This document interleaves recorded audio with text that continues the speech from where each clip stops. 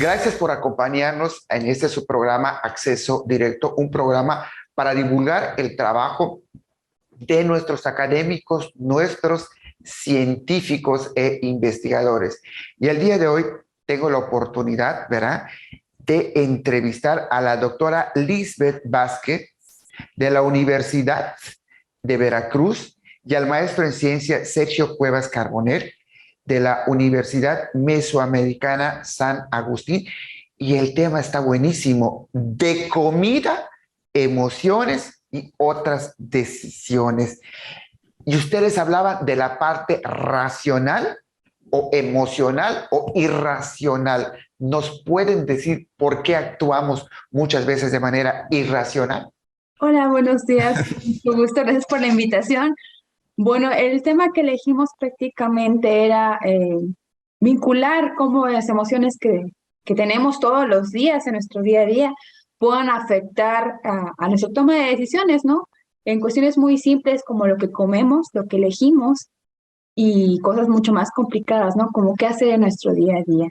Ahora bien, el tema está enfocado más que nada a la comida, ¿no? Cómo esos patrones de emoción que solemos tener día a día pueden afectar en lo que decidimos a la hora de comer y cómo esta comida puede ser un círculo vicioso con mis emociones, ¿no? Esta relación complicada que tenemos con la comida muchas veces viene aprendida por patrones y la parte racional de nuestro cerebro muchas veces se queda de lado, ¿no? Es más la parte emocional la que nos gana a la hora de decidir qué vamos a ingerir. ¿Nos puede platicar las estructuras neuronales que intervienen en las emociones a la hora de tomar una decisión? Claro que sí, les estábamos mencionando en la charla pasada la cuestión del sistema límbico. El sistema límbico, a muy grandes rasgos, son estructuras que marcan las emociones, ¿no? Y los principales componentes sería la amígdala, que es una estructura muy pequeñita donde están las emociones básicas, ¿no? El enojo, la alegría, la tristeza, eso es por un lado. Por otro lado, el hipocampo. El hipocampo es una estructura que se encarga de ser nuestro disco duro de memoria prácticamente, ¿no? Todas nuestras memorias están guardadas en este hipocampo y les mencionaba que especialmente las que tienen un componente emocional alto. Es decir, si yo tengo o vivo algo que me causa mucha alegría, es mucho más probable que yo guarde ese recuerdo en mi hipocampo que aquellas que pasan desapercibido, ¿no? Igual, bueno, con las emociones negativas, ¿no? O poco agradables, como la tristeza. Si tuve un coraje muy grande con un hermano, con un familiar, con el jefe, es más probable que eso se guarde en mi hipocampo que me puse de ropa ayer, ¿no? Eso es por otro lado. De ahí tenemos al tálamo y el hipotálamo, que son estructuras que se encargan de integrar información como tal, ¿no?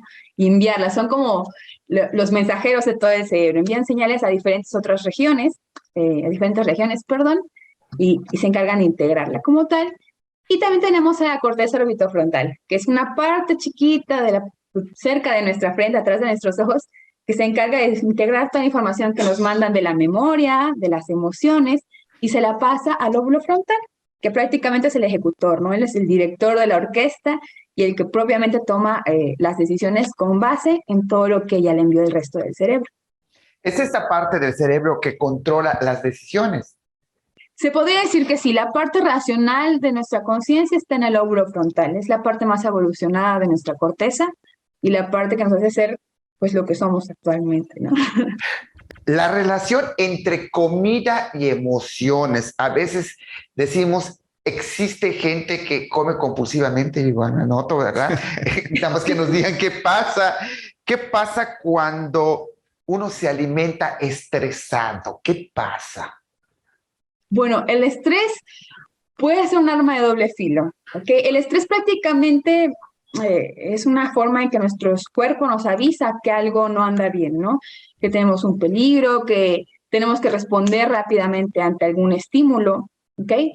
Pero cuando tenemos un estrés constante, muchas veces el problema no está en el estresor como tal, sino en yo cómo recibo ese estrés y qué hago con este estrés propiamente, ¿no? Hay quienes ocupan el estrés para ser más eficientes, ¿no? Dicen, yo trabajo bajo presión, ¿no? Que es muy común decir a algunas personas, yo trabajo bajo presión. Entonces ya cuando tengo el tiempo encima es cuando saco todo el trabajo, ¿no? Y otros que con el estrés se congelan y se paralizan.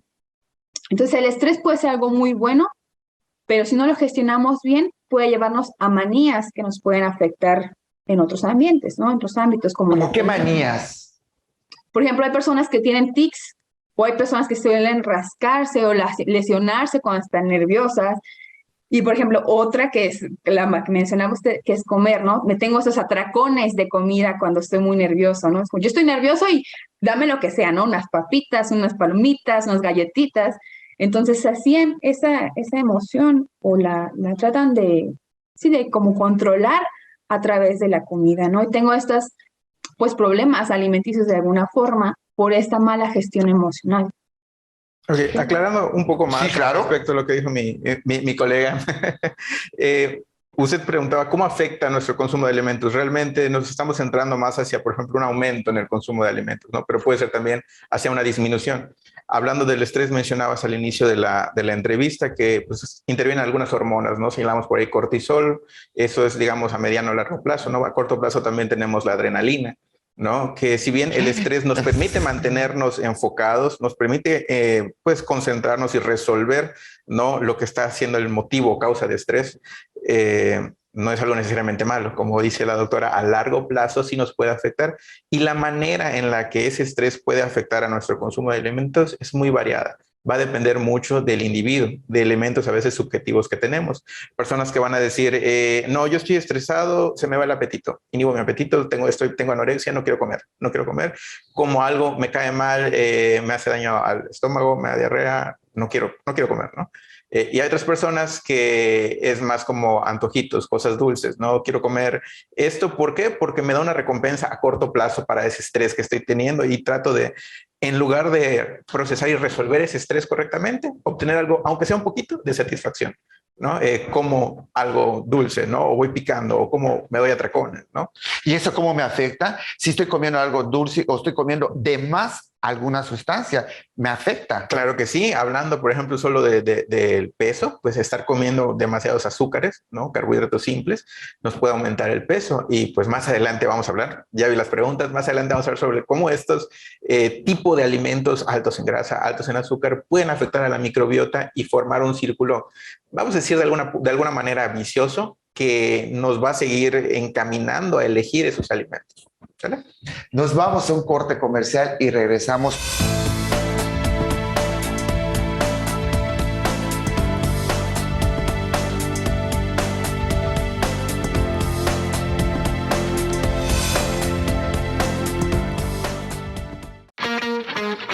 Teleplay, la señal de entretenimiento, cultura, espectáculos, noticias y más. Emitiendo desde Mérida, Yucatán. Disponible en teleplay.tv, servicio de Roku y aplicación gratuita para Apple y Android. Ahora también presente en las ciudades de Tizimín y Valladolid a través de sistema de cable. En Quintana Roo, la señal de Teleplay está disponible en Cozumel a través de cable de Cozumel y en Playa del Carmen a través de cable Riviera Maya. Esto es Teleplay.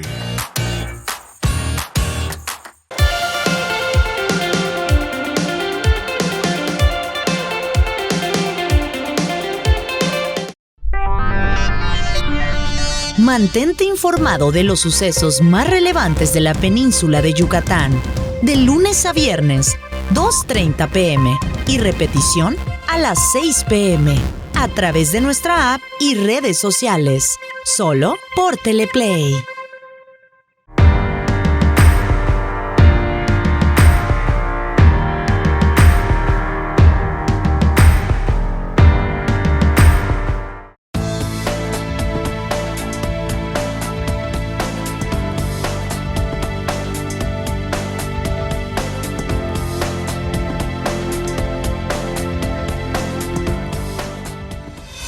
De comida, emociones y otras decisiones.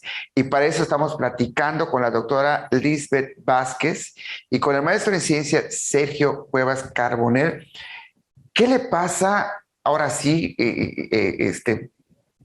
a mi organismo cuando empiezo a estar comiendo de manera, pero así terriblemente, obsesivamente, compulsivamente, o otros casos, los que no comen?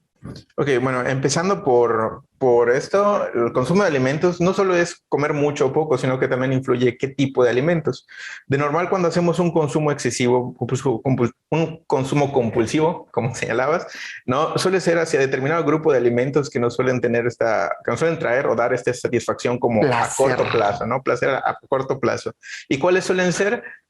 Azúcar y grasas saturadas, ¿no? El ejemplo que siempre solemos usar es, por ejemplo, una dona, ¿no? La dona tiene mucho azúcar, tiene mucha grasa, pero está rica, ¿no? Entonces, nos sentimos mal. Vamos a poner un Hay ejemplo. comida adictiva.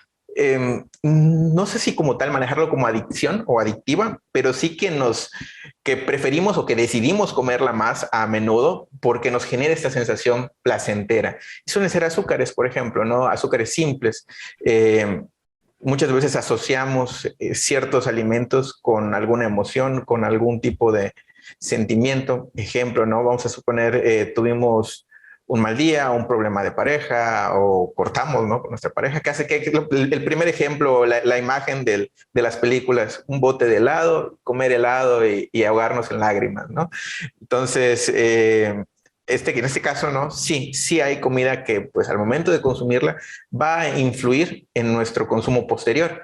Y no solo porque se asocia a nivel emocional con este tipo de comidas, sino también porque favorece el crecimiento de ciertas especies de microorganismos, ¿no?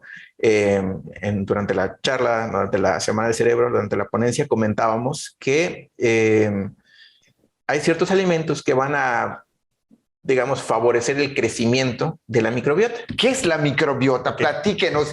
¿Y qué me ayuda y qué me perjudica? Bien, en el caso de la microbiota, es el conjunto de microorganismos vivos que están en nuestro cuerpo, están por fuera, en nuestra piel y también por dentro, hablando todo nuestro sistema digestivo. La mayor cantidad está en el intestino, ¿verdad? Tenemos en la boca. ¿Cuántos tenemos en el intestino? La verdad es que el número es muy variable, ¿no? Pero se estima que hay más de 10,000 especies distintas y que en conjunto llegan a pesar hasta 2 kilos en una persona, ¿no? Es como una huella dactilar porque su microbiota y la mía son completamente distintas. Cuando nacemos completamente estériles, ¿no? Pero al momento de nacer empezamos a ser colonizados. Esos microorganismos, hay virus, porque también hay virus en la microbiota, hay bacterias, hay levaduras que empiezan a crecer, empiezan a colonizar nuestro sistema. Y la manera en que nos relacionamos con ellas es bastante distinta, ¿no? A lo largo de nuestro desarrollo. Digamos que la microbiota se encarga de educar a nuestro sistema inmune y particularmente un sitio que tiene o que es muy rico en células del sistema inmune es nuestro intestino. Entonces, durante nuestro desarrollo captamos estos microorganismos, crecemos con ellos y desarrollamos esta especie de relación simbiótica, ¿no? Ambos nos beneficiamos. Ellos nos ayudan a entrenar a nuestro sistema inmune.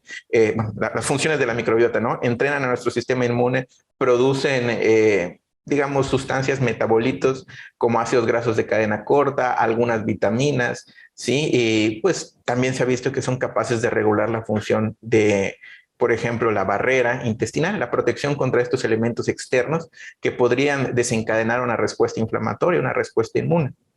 ¿Qué comer para cuidar mi microbiota y qué no comer para cuidarla? Ok, muchos estudios coinciden en que lo que no se debería de consumir suelen ser azúcares y ácidos grasos saturados o grasas saturadas, ¿no? Que es precisamente lo que hablábamos, ¿no? Estos alimentos como reconfortantes, ¿no? Son ricos en azúcares, son ricos en grasa. Aquí en la región.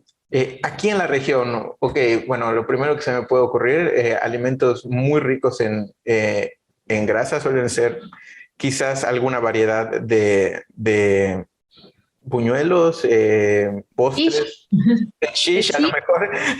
Sí, el shish que tiene, alguna vez lo probé y es demasiado para mi organismo, ¿no? Pero también el consumo de azúcares, ¿no?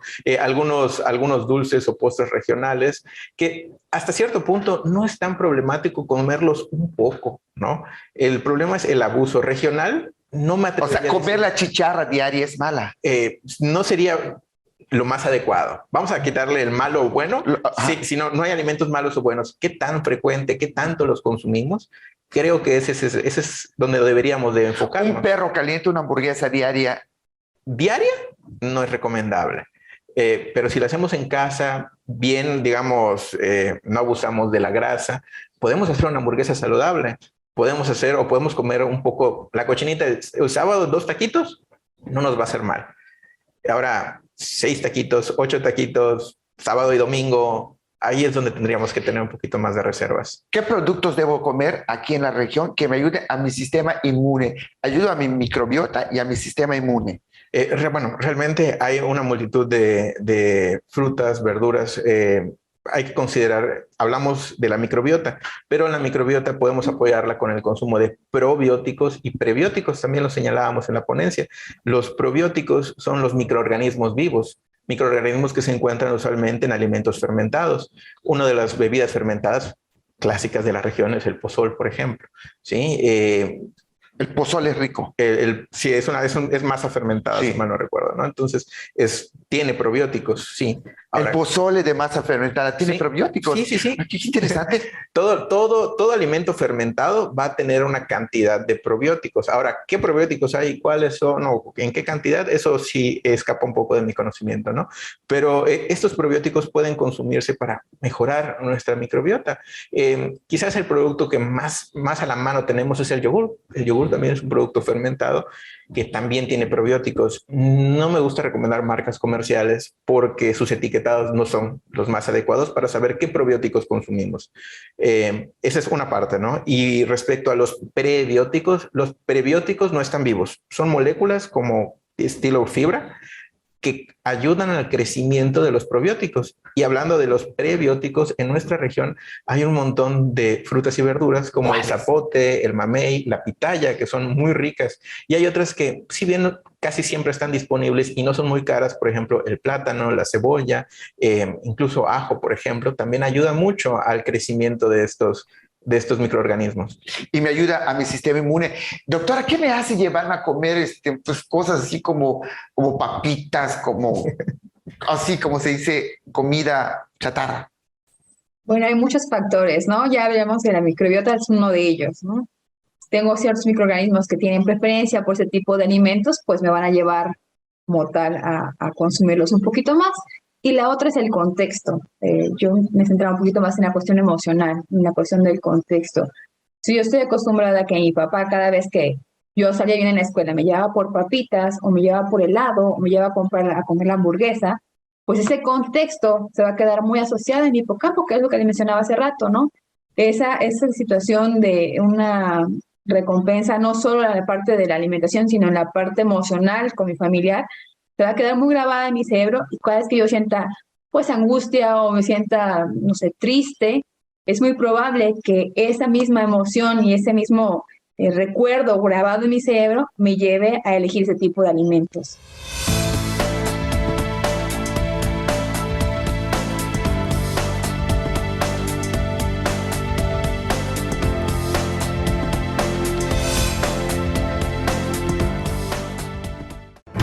Las noticias más importantes de nuestra entidad con información actualizada y veraz. Solo las encontrarás con Freddy Heredia en Yucatán es Noticia.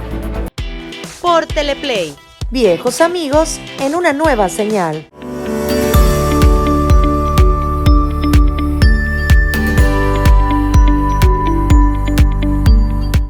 Rafael Vega y Armando Escalante nos invitan a comparar y contrastar los hechos y noticias del sureste de México. En el programa Contrastes, diferentes puntos de vista se unen en este espacio todos los jueves a las 11:30 de la mañana. Teleplay, viejos amigos en una nueva señal.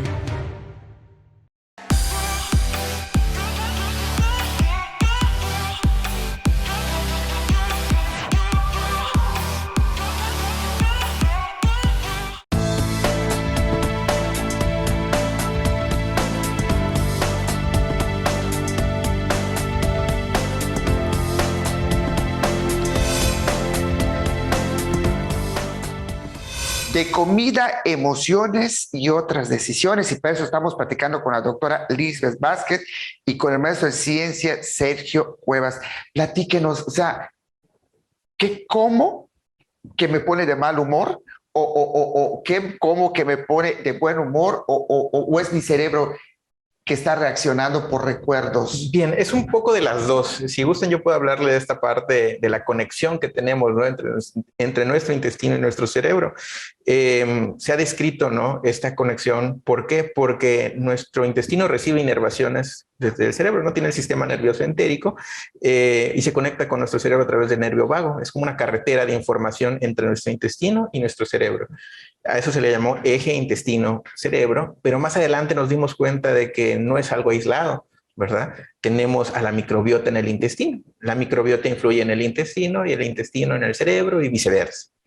Hablando o proponiendo un poquito más de la temática, ¿no? Pues los alimentos influyen en la microbiota en el intestino y así nos vamos un poquito, ¿no?, para arriba, ¿no?, hacia el cerebro.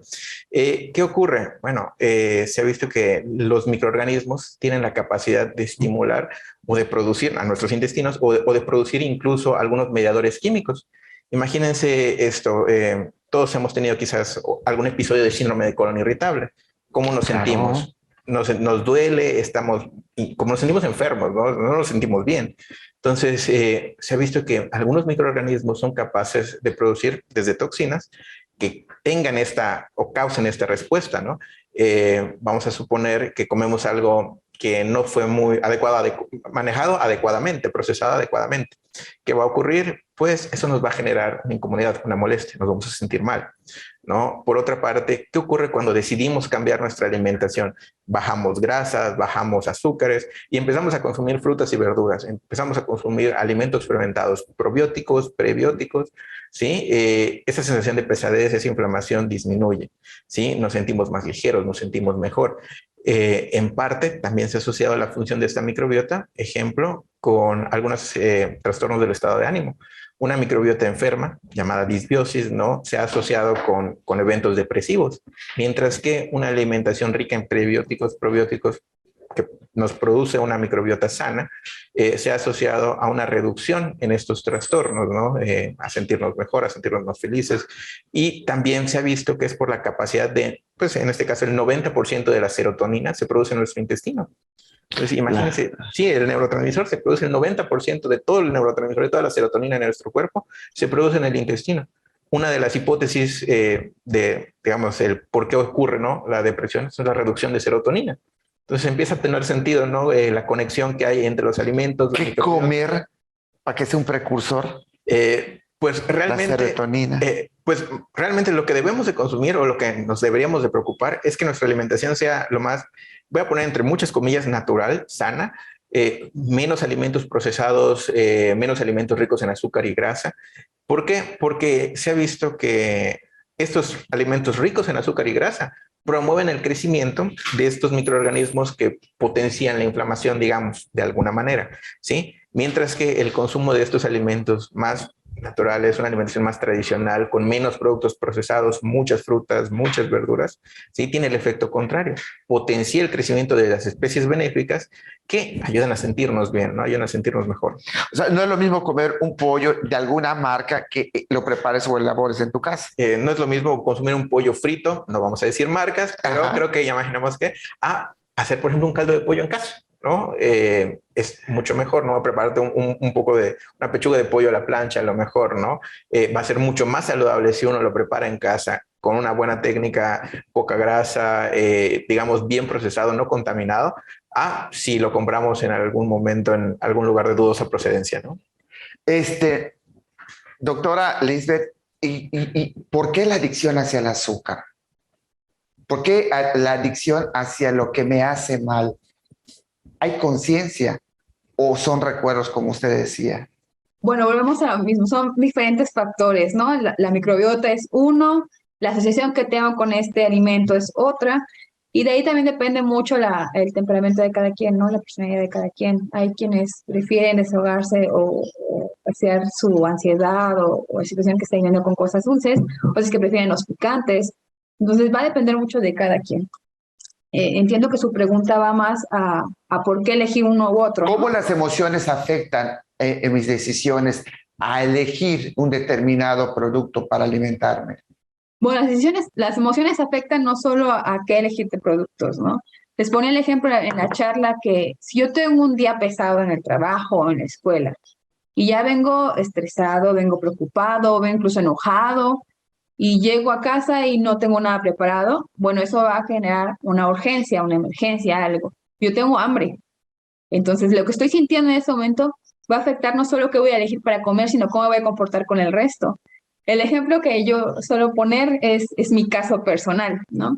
Yo soy una persona que si no como cada determinado tiempo, mi glucosa baja muy rápido en sangre y mi respuesta es muy visceral, ¿no? Yo empiezo a ponerme de malas.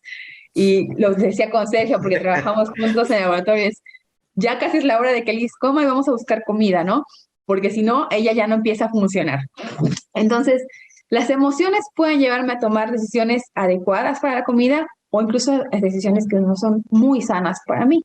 Si yo tengo mucha hambre y no tengo forma de prepararme algo saludable, lo primero que voy a agarrar es lo que encuentre a la mano, ¿no? A lo mejor son unas papitas, unas galletitas, una taza de café, o si no hay nada, pues nada más lo que encuentro y ya está, ¿no? Las decisiones me pueden llevar a algo muy bueno o algo muy malo. Sin embargo, si yo tuviera un poquito más de gestión emocional y regular esas emociones, podría decidir muchísimo mejor en qué voy a comer. ¿Cómo regular esas Bueno, para emociones? eso hay muchas estrategias, ¿no? Hay quienes ocupan el mindfulness, otros que usan yoga, quienes meditan, quienes se les ponen música y con eso se regulan. Entonces, creo que la cuestión de gestionar las emociones es algo que estamos dejando muy de lado, ¿no? Eh, Creo que ir a terapia es algo muy importante, aunque antes la terapia estaba satanizada, ¿no? Vas a terapias porque estás enfermo mental, ¿no? Y actualmente creo que está tomando un auge que nos lleva a considerar la salud mental y emocional como una prioridad. Entonces, si tenemos estas herramientas como la yoga, la meditación, el hacer ejercicio, escuchar música o incluso charlar con las personas que queremos, pueden ayudarnos a entender mejor esas emociones, a trabajar con ellas, porque creo que el mayor problema en las decisiones inadecuadas con la comida respecto a las emociones es no saber gestionarlas, ¿no? Si yo tengo emociones que me están agobiando, ya sean muy buenas o muy malas, porque también puede ser por emociones positivas, ¿no? Estoy muy feliz y quiero celebrar comiéndome algo rico, ¿no? Que posiblemente no sea algo muy sano, ¿no? Entonces, todas estas emociones necesitan ser gestionadas desde el entendimiento, desde la aceptación y buscar herramientas para llegar a ello, ¿no? Como ir a terapia, por ejemplo, o charlar con amigos. Creo que cuando aceptamos nuestras emociones y logramos comprender que solo es un estado pasajero y que podemos llevarnos esas emociones para algo positivo, entenderlas, aceptarlas, nos va a llevar a una toma de decisiones adecuada y más saludable para nosotros. Rápidamente, ¿qué alimento nos recomienda Preferente. para bajar el estrés? Bueno, un alimento no como tal para bajar el estrés, no es que exista uno, ¿verdad? Pero siempre elegir alimentos poco procesados, lo más natural. Lo más natural. Entre comillas, ¿verdad? Lo más tradicional. Como pregúntense qué tanto procesamiento ha tenido que tener una papa frita. Bueno, mejor me como una papa natural, ¿no? Hiervo la papa, corto la papa, horneo la papa, ¿no? A que abrir una bolsa y comer un producto rico en grasa, rico en azúcar, rico en sal, por ejemplo, no en sodio. Pues ahora sí, gracias, doctora Lisbeth, gracias, maestro Sergio, por compartir sus conocimientos en esta charla de comida, emociones y otras decisiones. Y a usted, gracias por acompañarnos en este su programa Acceso Directo.